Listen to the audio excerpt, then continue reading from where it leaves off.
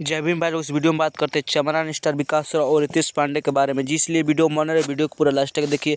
जी हाँ दोस्तों, रितेश पांडे ने कुछ बहुजन समाज के बारे में डॉक्टर भीमराव अम्बेडकर के इस वीडियो में नारा मारते हुए देखो दोस्तों कैसे दिखाई दे रहा है। जी हाँ दोस्तों, इस वीडियो को काफ़ी शेयर कर देना। जी हाँ दोस्तों, रितेश पांडे ने चुनाव लड़ने वाला है बहुजन समाज के लिए, जी इसलिए इसीलिए इस सब बाबा साहब के बारे में बोल रहे हैं। दोस्तों इनका सपोर्ट कीजिए और इस वीडियो को कमेंट में बताइए क्या गलत किया है सही। जी हाँ, अगर सब कट्टर अम्बेडकरवादी हो तो इस वीडियो को ज़्यादा से ज़्यादा शेयर कर देना और मेरा चैनल को जरूर सब्सक्राइब करो और कमेंट में जय भीम जरूर लिख लेना दोस्तों।